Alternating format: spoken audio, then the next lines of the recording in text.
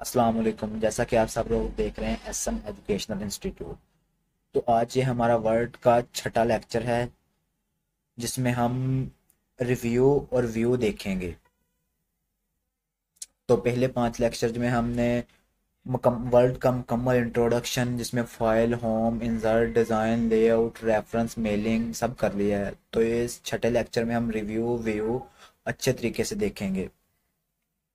तो वर्ड में एक चीज़ इसकी खासियत है, जैसे कि जैसे कि कोई इंसान, कोई बंदा मानता है मुझे इंग्लिश नहीं आती, तो उसे टेंशन लेने की ज़रूरत नहीं है, क्योंकि वर्ड में इंग्लिश की डिक्शनरी पहले से सेट की हो गई होती है। अगर आपके इंग्लिश में कोई एक दो लफ्ज़ की गलती है तो वो वर्ड ऑटोमेटिकली ठीक कर देता है। तो मैं आपको यहाँ पर एक लफ्ज़ जैसे कि वेलकम लिख के दिखाता हूँ। COME, वेलकम लफ्ज WELCOME आता है, लेकिन मैं यहाँ पर लिख देता हूँ WACME। जैसे ही इसको स्पेस करूँगा तो ये देखें, वर्ड ने ऑटोमेटिकली ये इसको सही कर दिया है। एक ही जगह पर ओ कर दिया है। तो वर्ड में एक दो स्पेलिंग की गलती मान ली जाती है तो वो वर्ड उसे वर्ड की डिक्शनरी में जो स्पेलिंग सेट होते हैं वो उसे ऑटोमेटिकली सेट कर देता है। तो उसके बाद हम रिव्यू रिव्यू टैब पे आते हैं। तो उसमें सबसे पहले आता है स्पेलिंग एंड ग्रामर।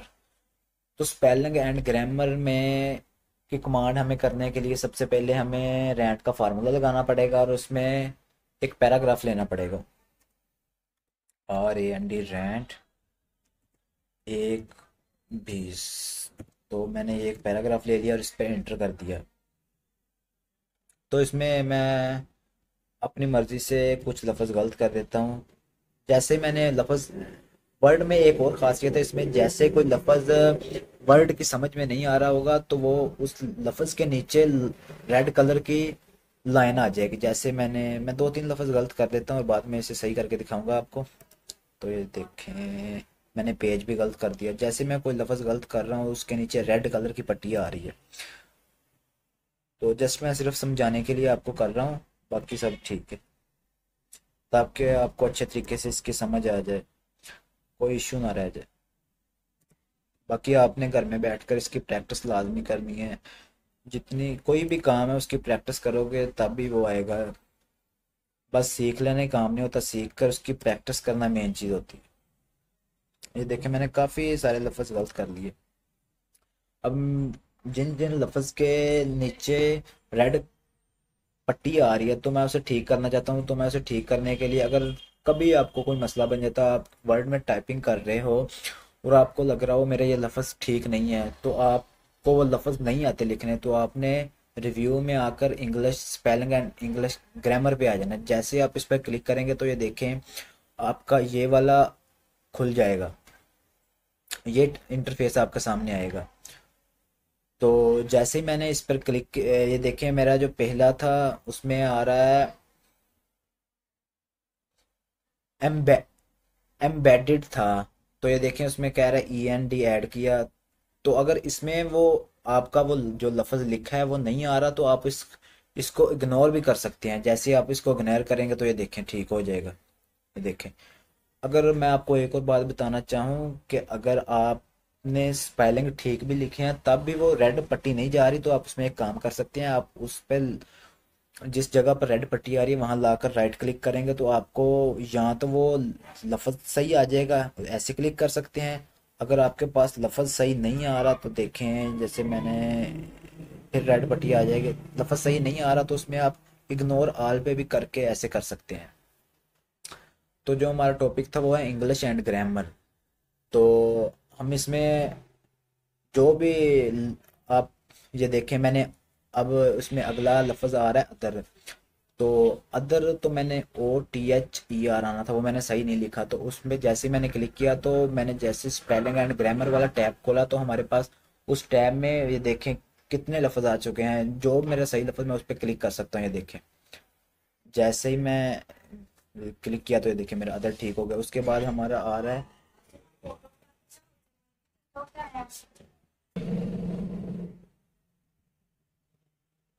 उसके बाद हमारा अगला जो लफ्ज़ आ रहा है वो आ रहा है पेज का। तो ये देखिए हमारे पास कितने उसके लफ्ज आ गए हैं, पैग, पेज, पाई, पैग्स। तो हमारा जो राइट राइट है वो है पेज। तो मैंने जैसे पेज पे क्लिक किया और उसको चेंज कर दिया, तो ये देखें वो पेज चेंज हो गया। तो ऐसे ही अगर कोई भी, अगर आपको कभी इंग्लिश की टाइपिंग करते वक्त कोई मसला बने तो आप स्पेलिंग एंड इंग्लिश ग्रामर पर आकर चेक कर सकते हैं।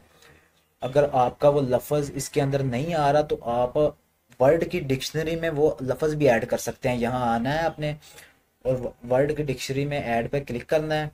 तो जैसे ही आप ऐड पे क्लिक करेंगे तो ये देखें पेपर आपके सामने आ गया। पेपर पे क्लिक करेंगे तो ये देखें वो ऐड हो गए। तो उसके बाद हमारे पास अगला जो ऑप्शन, अगली जो कमांड आ रही है वो है वर्ड काउंट, कि जो हमने पैराग्राफ लिखा है उसमें कितने वर्ड हैं और कितनी लाइनें हैं। तो मैंने जैसे इसको सिलेक्ट किया, कंट्रोल ए किया, तो इसमें मैं वर्ड काउंट पे आकर क्लिक करूंगा तो मेरे सामने ऐसा इंटरफेस आएगा। तो इसमें वो बता रहा है पेज 1 है, वर्ड 319 है, करेक्टर नो स्पेस, यानी कि स्पेस के बगैर जो लफ्ज है ना वो है 1429, और विद स्पेस 1747। पैराग्राफ 1 है, 18 लाइन है। तो अगर आपने कभी भी वर्ड में कोई चीज़ लिखी हो, अगर आपको काउंट करनी हो या उसकी लाइन देखनी हो कितनी हो, उसमें वर्ड कितने हो, स्पेस के बगैर स्पेस में कितने आ रहे हो, तो आपने रिव्यू पे आना है और वर्ड काउंट पे आकर उसे चेक कर लेना। तो उसके बाद जो हमारे पास अगली कमांड है वो है ट्रांसलेट और लैंग्वेज। तो ट्रांसलेट और लैंग्वेज में आप सकते हैं translate document Chinese Taiwan to Arabic. भाई अगर आपको ऐसे डॉक्यूमेंट चाहिए जो चाइनीज में है उनको ताइवान टू अरेबिक में करना है। तो उसके बाद translate selected text, mini translator English United state.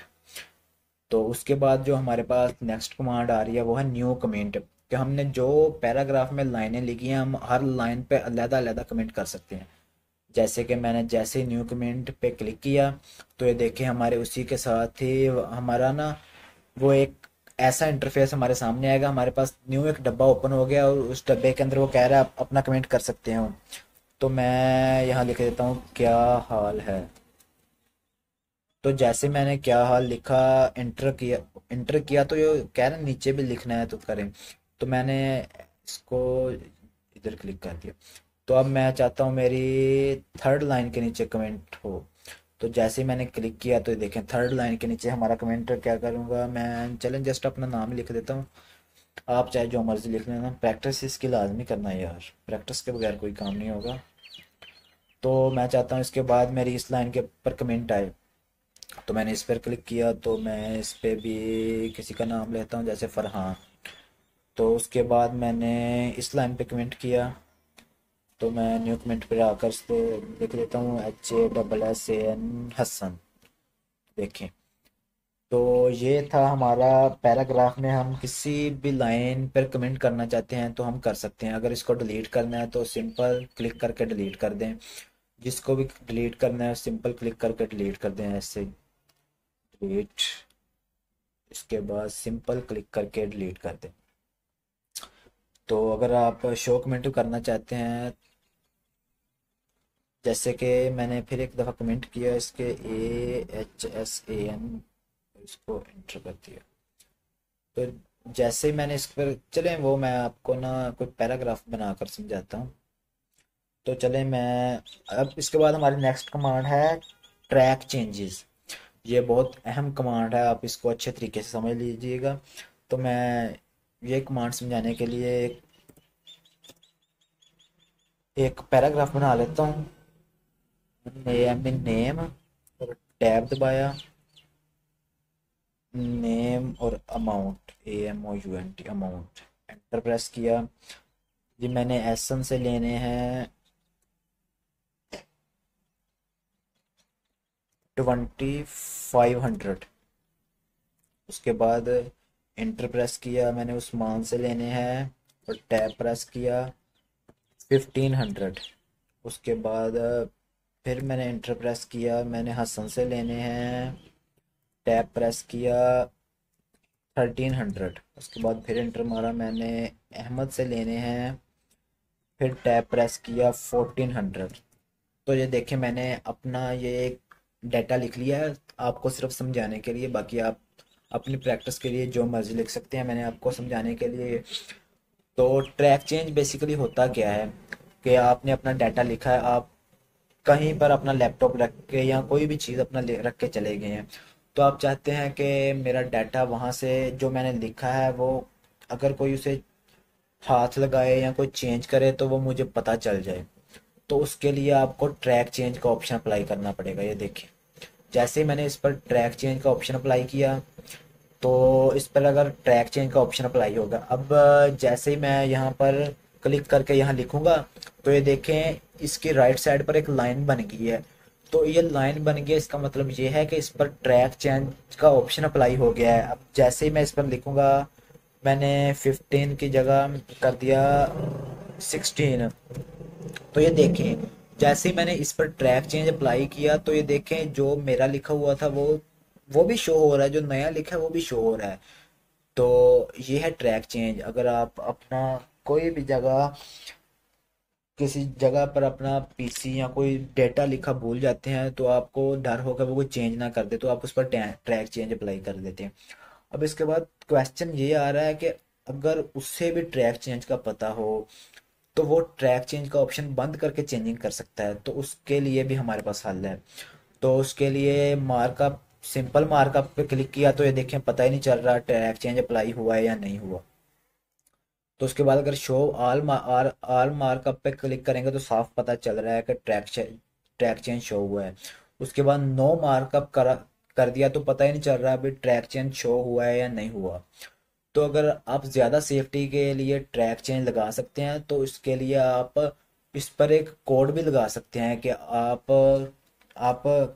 कहीं किसी जगह पर अपना कोई चीज़ रख कर जा सकते हैं, ताकि उसमें कोई और बंदा तब्दीली ना कर सके। तो इसके लिए आप कोड अप्लाई कर सकते हैं। तो इसके लिए आपको ये आखिर पर रिस्ट्रिक्ट एडिटिंग पर जाना होगा। वहाँ जाके ट्रैक चेंज में एक और ऑप्शन है कि हमने जो भी डाटा लिखा है, एक तो है हम ट्रैक चेंज अप्लाई कर सकते हैं कि हमारा जो भी डाटा लिखा है अगर उसमें कोई चेंजिंग करने की कोशिश करे या उसे छेड़खानी करने की कोशिश करे, तो हमें पता चल जाए क्योंकि हमने ट्रैक चेंज अप्लाई किया है। तो हम ट्रैक चेंज अप्लाई करने के साथ साथ इसे नो मार्कअप भी कर सकते हैं, ताकि यहाँ पर कोई चीज़ दिखे ना कि हमने ट्रैक चेंज अप्लाई किया हुआ है। तो अगर जो इसके साथ कोई छेड़खानी करेगा या कोई काम करेगा, अगर उसे भी पता हो ट्रैक चेंज होता क्या है, इसे बंद कैसे करना है, तो उसका हल ये है कि हम इस पर सिक्योरिटी अप्लाई कर सकते हैं, ताकि हमारा जो ये लिखा होगा सिर्फ जो भी आए पढ़ सके, इसके साथ छेड़खानी यानी कि इसमें चेंजिंग करने की कोई कोशिश ना कर सके। तो उसके लिए हमें रिस्ट्रिक्ट एडिटिंग पे आना पड़ेगा। रिस्ट्रिक्ट एडिटिंग पे आकर यहाँ अलाउ करना पड़ेगा, अलाउ के साथ यहाँ पर रीड ओनली करना पड़ेगा। तो उसके बाद नीचे आकर यस स्टार्ट इनफॉक्सिंग प्रोटेक्शन, तो यहाँ अपना कोड एंटर करता हूँ 1 2 3, और नीचे भी अपना कोड एंटर करता हूँ 1 2 3 और ओके कर देता हूँ। तो अब देखेंगे, ये देखें हम यहाँ पर जो लिखने की कोशिश करेंगे वो नहीं लिखा, वो नहीं, हम यहाँ पर जो कुछ भी रेज करने की या और ज़्यादा कुछ लिखने की कोशिश करेंगे तो नहीं लिखा जाएगा। ये देखें, जैसे ही मैंने इस पर क्लिक किया, तो ये देखें मैं बैक स्पेस दबा रहा हूँ, क्लिक करने की कोशिश, कोई भी बटन मैं दबा रहा हूँ तो वो काम नहीं कर रहा, क्योंकि हमने इस पर ट्रैक चेंज की प्रोटेक्शन यानी सिक्योरिटी लगा दी है। तो उसको ख़त्म करने के लिए यहाँ लेफ्ट पे आना, और यहाँ सबसे नीचे आपको स्टॉप प्रोटेक्शन का ऑप्शन दिखाई देगा। तो जैसे मैंने इस पर क्लिक किया, तो वो पासवर्ड मांग रहा है, तो मैं इसको पासवर्ड दूंगा 1 2 3, और जैसे इसको क्लिक किया तो ये ख़त्म हो जाएगा। मैं यहाँ पर जो मर्जी चेंजिंग कर सकता हूँ, लिख सकता हूँ। तो ये था ट्रैक चेंज। तो इसके बाद हमारे पास ये एक्सेप्ट और रिजेक्ट, किसी यानी कि जो हमने कमेंट किए हैं हम उसे एक्सेप्ट भी कर सकते हैं और रिजेक्ट भी कर सकते हैं। तो उसके बाद हमारे पास जो नेक्स्ट टैब है वो है व्यू टैब। व्यू टैब में हमारे पास ये सबसे पहले है read mode, print, layout, web layout, outline, draft. तो इसके लिए मैंने जाहिर बात न्यू फाइल बना लूँगा। तो जैसे ही मैंने न्यू फाइल बनाई, तो हमारे पास ऐसा इंटरफेस आएगा। तो जब हमारे पास ऐसा इंटरफेस आएगा, तो हम सबसे पहले व्यू पे आएंगे। तो सबसे पहले इन कमांड्स को गौर से समझ लीजिएगा, क्योंकि ये वर्ड में बहुत सी यूज़ होती हैं। अगर आप इसके बाद कोडिंग भी सीखना चाहते हैं तो उसमें भी ये आपके काम आएगी। तो सबसे पहले आता है रीड मोड। तो मैं पहले कुछ भी अपना नाम लिख देता हूँ, जैसे एहसन महमूद। तो एहसन महमूद लिखकर जैसे ही मैंने रीड मोड पर क्लिक किया तो हमारे पास कुछ ऐसा इंटरफेस शो होगा। ये क्यों इंटरफेस शो हुआ? जैसा कि मैंने वर्ड में कोई भी तहरीर लिखी है, यानी कि कोई भी किसी किस्म की इंग्लिश लिखी है, तो मैं चाहता हूँ कि मैं वो फाइल पे ना पढूं, उसे रीड मोड पे लगा कर पढूं। तो मैं उसे रीड मोड पर ऐसे लगा कर पढूंगा तो ऐसा इंटरफेस हमारे सामने आएगा, हम इस यहाँ पर जो मर्जी रीड कर सकते हैं। तो उसके बाद हमारे पास जो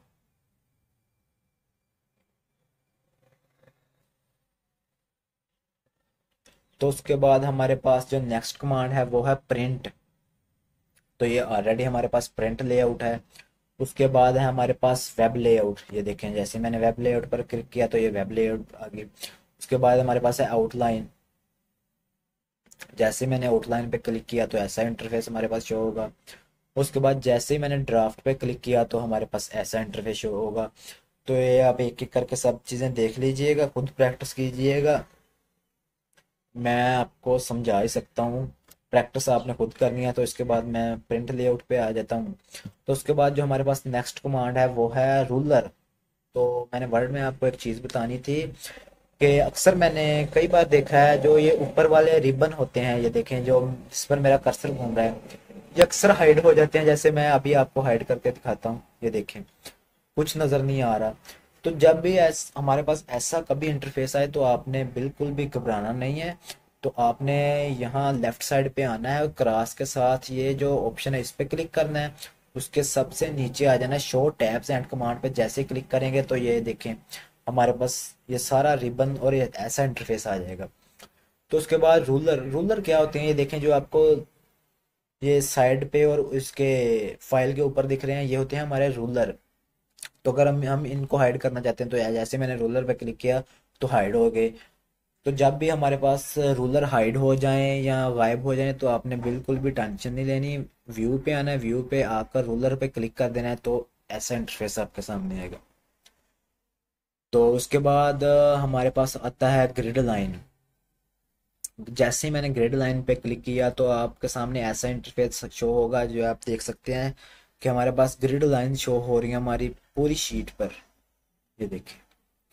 उसके बाद आता है हमारे पास नेविगेशन पैन। नेविगेशन पैन मैं ऑलरेडी आपको समझा चुका हूँ। कोई कोई चीज़ जैसे मैंने होम में आपको बताया था कि फाइंड, रिप्लेस या सिलेक्ट करने के लिए हमारे पास नेविगेशन टूल यूज होता है। अगर आपके पास कभी कोई नेविगेशन टूल ना खुल रहा हो तो आपने व्यू पे आना है और यहाँ आप आकर नेविगेशन टूल को क्लिक करना है। जैसे ही आप क्लिक करेंगे तो ये आपके पास नेविगेशन टूल खुल जाएगा। उसके बाद जो हमारे पास नेक्स्ट कमांड है वो है जूम। जूम का तो जाहिर बात है आपको पता होगा, जो मैंने सबसे पहले आपको बताया है। जो जहाँ मेरे मेरे कर्सर की तरफ देखें, जहाँ मेरा कर्सर जा रहा है, जैसे ही मैं कर्सर पे, पहले मुझे इसको वाइप कर लेने दें।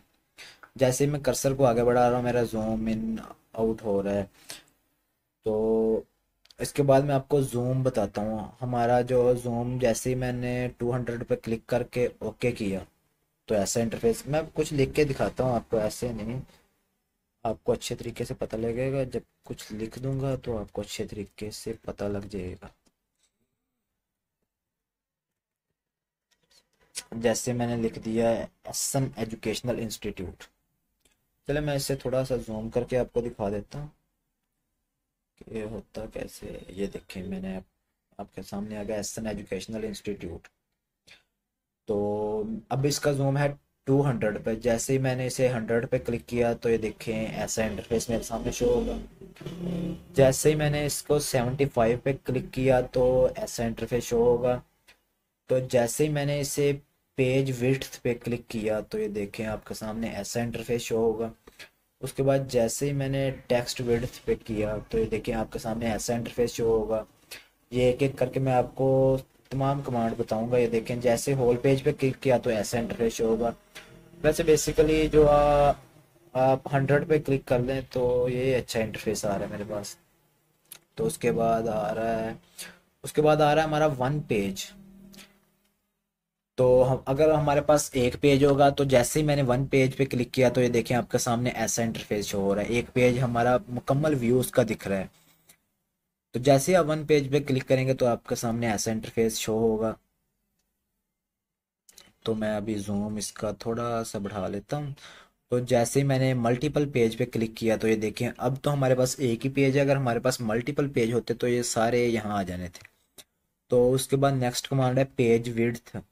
ये देखें पेज विड्थ जैसे मैं क्लिक किए पेज विड्थ ऑटोमेटिकली बढ़ गई है। उसके बाद हमारे पास जो नेक्स्ट कमांड आती है वो है न्यू विंडो। जैसे ही मैंने न्यू विंडो पे क्लिक किया तो हमारा जो इंटरफेस है वो ऑटोमेटिकली होम पे आ गया, ये देखिए। तो उसके बाद अरेंज आल। जैसे ही मैंने अरेंज आल पे सिलेक्ट किया तो ये देखिए हमारी जितनी भी फाइल खुली हुई थी वो देखें कैसे अरेंज होंगी। तो मैंने जो फाइल खोली थी उसे सिलेक्ट कर लिया। उसके बाद हमारे पास जो नेक्स्ट ऑप्शन है वो है स्प्लिट का। तो अगर जैसे ही मैंने इसको स्प्लिट स्प्लिट किया तो ये देखें आपके सामने ऐसा इंटरफेस शो होगा। तो मैं इसको अभी बैक कर लेता हूँ। जैस ज,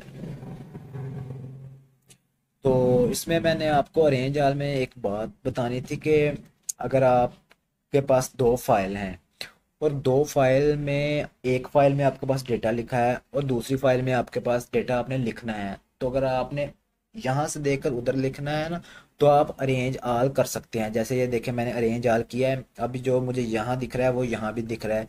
अब मैं इसे जहाँ चाहूँ मर्जी लिख सकता हूँ, ये देखें। तो इसलिए अरेंज आल इस्तेमाल होता है कि एक पेज एक फाइल से दूसरी फाइल में डेटा लिखने के लिए। तो उसके बाद आता है स्विच विंडो डॉक्यूमेंट वन। जैसे मैंने डॉक्यूमेंट में क्लिक किया तो डॉक्यूमेंट वन खुल जाएगा। थ्री पे क्लिक किया तो ये देखें थ्री ओपन हो गया। तो ये था जी हमारा वर्ड, जिसका मैंने आपको पूरा इंट्रोडक्शन और इसके तमाम फाइल और रिबन्स और इसमें क्या क्या काम होता है, ये किस काम के लिए यूज़ होता है, file home insert design layout reference mailing view review view सारा बता दिया। तकरीबन हमारा वर्ड कंप्लीट हो चुका है। तो इसके बाद जो नेक्स्ट हमारा है वो है पावर पॉइंट। तो पावर पॉइंट में मैं आपको डिटेल से सब कुछ बताऊंगा। तो आपने इसकी प्रैक्टिस करनी है, जो कुछ भी सीखेंगे उसकी प्रैक्टिस लाजमी करनी है, क्योंकि प्रैक्टिस करने से इंसान को अच्छे तरीके से आता है। अगर प्रैक्टिस नहीं करेंगे तो जैसे सीखते जाएंगे वैसे बोलते जाएंगे। तो चलें जी, बस आज के लिए इतना ही। बाकी हम